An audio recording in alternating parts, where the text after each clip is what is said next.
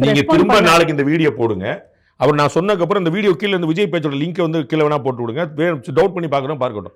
அவர் எங்கெங்கெல்லாம் கொள்கை கோட்பாடு காளிங்கராயன்லாம் பத்தி பேசுறாங்க யாரும் சத்தமே இருக்காது. நான் இருக்கேன், நான் உங்களுக்காக வருவேன் அப்படின்னு ஒரு இடத்துல அவர் டவுட் பண்ணி, எப்பா வருவீங்களா மாட்டீங்களாப்பா அப்படின்னு உங்களை நம்பி தான்ப்பா இருக்கேன் அப்படின்னு உங்களுக்கு புரியுங்களா? எனக்கு இந்த மக்கள் இருக்கிறாங்க, இவங்க எல்லாம் என்னன்னு செய்வேன் தலைவர் ஏதோ சொல்றாரு பேசாம உட்காந்துட்டான். அப்புறம் அவரே கேட்கிறாரு, எப்பா வருவீங்களா மாட்டீங்களாப்பான்றார். அண்ணே ஆமாண்ணே அப்படின்றாங்க. உங்களை நம்பி தான்ப்பா வந்திருக்கேன். உங்களுக்கு புரியும் இது இது என்னன்னு யோசிங்க.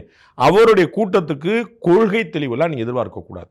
அது நாம் யாருக்குன்னே சேர்த்து சொல்ல. நீங்க விஜய் பத்தி கேட்டனால விஜய் சொல்ல. நாளைக்கு வந்து விஜய்க்கு ஆதரவா பேசினார் பாண்டே என்னாச்சு தெரியல, விஜய்க்கு எதிராக பேசுறாரு நீங்க நினைக்க கூடாது. நீங்க விஜய் பத்தி கேட்டனால இதே பலமுறை சொல்லிருக்கேன். வேற எந்த கட்சிக்குமே கொள்கை தெளிவு கிடையாது சேர்த்து தான் சொல்றேன். மற்றவங்க எல்லாம் ஏடிஎம்கில் இருக்கிறவங்க எல்லாம் கொள்கை கோட்பாடுல பின் எடுத்துருவாங்க.